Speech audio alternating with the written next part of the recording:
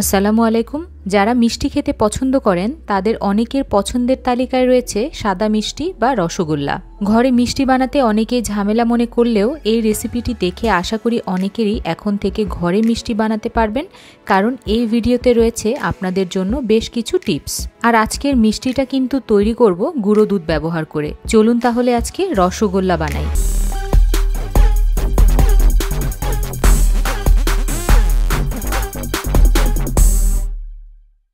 মিষ্টি তৈরি করার ক্ষেত্রে মিষ্টির জন্য পারফেক্ট ছানা তৈরি করা খুবই গুরুত্বপূর্ণ। আর আজকের ছানা যেহেতু আমি গুঁড়ো দুধ দিয়ে তৈরি করব, তাই প্রথমেই একটি কড়াইতে 1.5 কাপ ফুল ক্রিম গুঁড়ো দুধ নিয়ে নেব এবং 1.5 কাপ গুঁড়ো দুধের জন্য লাগছে 5 কাপ পানি। যদি গ্রামের হিসাবে বলি তাহলে এখানে রয়েছে 210 গ্রাম গুঁড়ো দুধ এবং পানি ব্যবহার করা হয়েছে 1.25 লিটার। দুধ পানির সাথে খুব ভালোভাবে মিশিয়ে চুলাটা অন করে দিয়ে চলুন ছোট্ট আরেকটা কাজ সেরে নেই। যেহেতু আজকে ছানা কাটা হবে ভিনেগার দিয়ে, তাই 1/2 কাপ পানির সাথে 1/2 কাপ ভিনেগার মিশিয়ে নেব। আর এই মিশ্রণ কিন্তু পুরোটুকু লাগবে না, যতটুকু প্রয়োজন হবে ততটুকুই ব্যবহার করব।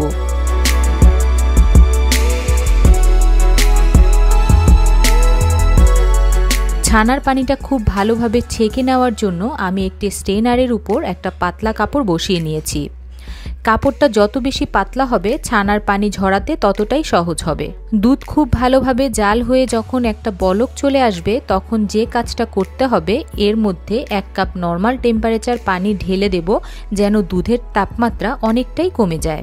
আর চুলাটা কিন্তু বন্ধ করে দিতে হবে, কারণ প্রচণ্ড রকম গরম দুধের মধ্যে ভিনেগার ঢেলে দিলে ছানা তৈরি হয়ে যাবে, কিন্তু সেটা পারফেক্ট হবে না। প্রায় মিনিট খানেক অপেক্ষা করে এরপর ধীরে ধীরে পানি মিশ্রিত ভিনেগার অল্প অল্প করে ঢালতে হবে এবং নাড়তে হবে। ভিনেগার মিশ্রিত পানিটা আপনারা একেবারে ঢেলে দেবেন না, এতে করে ছানাটা কিন্তু তৈরি হয়ে যাবে, সেটাও পারফেক্ট হবে না। অল্প অল্প করে ঢালবেন, একটু অপেক্ষা করবেন এবং নাড়তে থাকবেন। দেখবেন আস্তে আস্তে ছানাটা কাটতে শুরু করেছে এবং আপনারা দেখেই বুঝতে পারছেন ছানাগুলো কিন্তু দলা পাকিয়ে যায়নি, খুব সুন্দরভাবে বের হয়ে আসছে। একটা সময় যখন ছানার পানির রংটা একটু পরিবর্তন হয়ে যাবে এবং ট্রান্সপারেন্ট হয়ে যাবে, তখনই বুঝবেন সব ছানা কাটা হয়ে গিয়েছে। এখন আর এটাকে এভাবে এই গরম পানির মধ্যে রাখা যাবে না। অপেক্ষা না করেই ছানাগুলোকে খুব ভালোভাবে ছেঁকে নিতে হবে। আর যেহেতু ভিনেগার ব্যবহার করা হয়েছে, তাই অবশ্যই ছানার পানিগুলো ঝরিয়ে নেওয়ার পর নর্মাল পানি দিয়ে খুব ভালোভাবে ধুয়ে নিতে হবে, যেন ভিনেগারের টক ভাব বা গন্ধ কোনোটাই ছানার মধ্যে থেকে না যায়। ছানাগুলো ধোয়া হয়ে গেলে যে কাজটি করতে হবে, চেপে চেপে ছানার ভেতরের পানিগুলো যতটা সম্ভব বের করে ফেলতে হবে। ছানার পরিমাণ যেহেতু কম, তাই আমরা লম্বা সময় ধরে এটাকে ঝুলিয়ে রাখবো না। খুব ভালোভাবে চিপে নেওয়ার পর একটি প্লেটে ছড়িয়ে দিয়ে ফ্যানের নিচে রেখে দিব প্রায় আধা ঘন্টার জন্য। আর ওই ফ্যানের বাতাসে আধা ঘন্টায় পানি যতটুকু কমার কমে যাবে এবং মিষ্টি তৈরি করার জন্য ছানাটা পারফেক্টলি তৈরি হয়ে যাবে। দর্শক, সবকিছুই কিন্তু আমরা আমাদের অভিজ্ঞতা থেকে বলছি, কারণ এভাবেই আমরা সাকসেস হয়েছি। প্রিয় দর্শক, আধা ঘন্টা পর আমরা এই ছানাগুলো মেপে নিয়েছি এবং এখানে আজকে 190 গ্রামের মতো ছানা পাওয়া গিয়েছে। 1.5 কাপ দুধে আমি সাধারণত 180 গ্রাম থেকে 210 গ্রাম পর্যন্ত ছানা পেয়েছি। পরবর্তী প্রসেস খুবই গুরুত্বপূর্ণ। ছানার সাথে 1 টেবিল চামচ ময়দা এবং 1 টেবিল চামচ চিনি মিশিয়ে খুব ভালোভাবে মথে নিতে হবে। যদি একটু লক্ষ্য করেন তাহলে দেখতে পাবেন হাতের তালু দিয়ে কিভাবে ছানা মথে নেওয়া হচ্ছে। কষ্ট করে 10-15 মিনিট ধরে ছানা মথে নিতে হবে না। চিনির সাথে ছানাগুলো খুব ভালোভাবে মিশে যাওয়া এবং ছানার মধ্যে থেকে দানা দানা ভাবটা চলে গেলেই ব্যাস হয়ে গেল।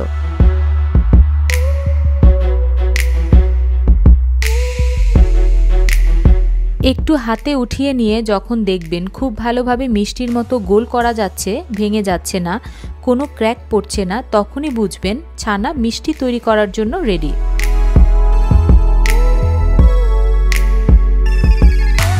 আরেকটা গুরুত্বপূর্ণ বিষয় হচ্ছে রসগোল্লার জন্য শিরা তৈরি করা। এই অল্প কিছু মিষ্টি তৈরিতে শিরা তৈরি করতে গিয়ে যদি আপনি কার্পণ্য করেন তাহলে কিন্তু গেল। এখানে কোনো কার্পণ্য করা যাবে না। 1.5 কাপ চিনি নিয়ে এর মধ্যে আমি প্রায় 6 কাপ পানি ব্যবহার করব এবং বিশ্বাস করেন এই পানিটাও কম হবে। এবার চুলার আঁচটাকে অন করে দিয়ে শিরাটা হতে দিয়ে চলুন ছানাটাকে মিষ্টির মতো গোল করি। প্রিয় দর্শক, একটা বিষয় যদি আপনারা একটু খেয়াল করেন তাহলে দেখবেন আমি যখন চিনির শিরা রেডি করছিলাম তখন কিন্তু এই ছানা রেস্টে ছিল। তাই আপনারাও চেষ্টা করবেন ছানাটা মথে নেওয়ার পর কমপক্ষে 10 মিনিটের মতো এটাকে রেস্ট দেওয়ার, এতে করে মিষ্টিটা ভালো হবে। একটু বড় করে রসগোল্লা বানাবো, তাই 8টার মতো মিষ্টি বানিয়ে নেব। তবে আপনারা চাইলে আপনাদের পছন্দ মতো সাইজের ছোট বড় করে কম বেশি করতে পারবেন। মিষ্টি বানাতে বানাতে আমার চিনির শিরা তৈরি।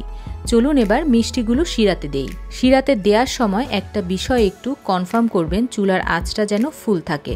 সেই সাথে আরও একটা বিষয় খেয়াল রাখতে হবে, চিনির শিরা যেন খুব বেশি ঘন না হয়ে যায়। মিষ্টির ভেতরে চিনির শিরা না ঢোকার একটা কারণ হচ্ছে খুব ঘন করে শিরা তৈরি করা। মিষ্টিগুলো দেয়া হয়ে গেলে একটা ঢাকনা দিয়ে ঢেকে দিতে হবে এবং 10 মিনিটের জন্য এই ঢাকনা আর খোলা যাবে না। প্রায় 10 মিনিট পর আমি ঢাকনাটা খুলে দিয়ে দেখছি মিষ্টির কি অবস্থা। একটু খেয়াল রাখবেন এই মুহূর্তে কড়াইতে শিরার পরিমাণটা কেমন। মিষ্টিগুলো যথেষ্ট ফুলে উঠেছে। এখন আর ঢাকনাটা দিয়ে ঢাকবো না, এভাবে রান্না করব আরও 10 মিনিট। আর 10 মিনিট পর চুলাটাকে মিডিয়ামে নিয়ে এসে রান্না করব আরও 10 থেকে 20 মিনিট, অর্থাৎ টোটাল সময় লাগতে পারে 30 থেকে 40 মিনিট। প্রায় 40 মিনিট পর মিষ্টির শিরা যতটুকু দেখতে পাচ্ছেন এটা আসলে এর আসল রূপ না। শিরা আরও অনেক কমে গিয়েছে।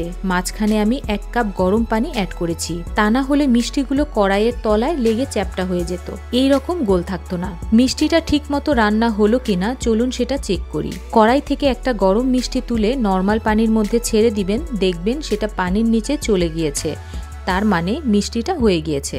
মিষ্টিটা যদি ঠিকমতো রান্না না হয় তাহলে এটা উপরে ভেসে থাকবে, নিচে যাবে না। মিষ্টিটা কিন্তু আস্তে আস্তে ডুবে যাবে, এতটা দ্রুত ডুববে না। আমারটা দ্রুত ডুবে গেল কারণ এটা আমি আরেকবার চেক করেছি। আমার মিষ্টি তো ঠিকঠাক মতো হয়ে গিয়েছে।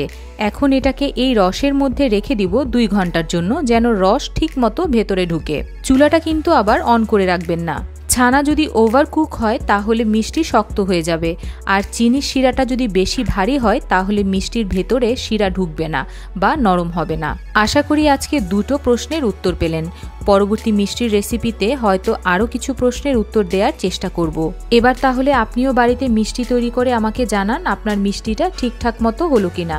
আবারও দেখা হবে আপনাদের সাথে অন্য কোনো রেসিপিতে। সেই পর্যন্ত ভালো থাকবেন, ধন্যবাদ।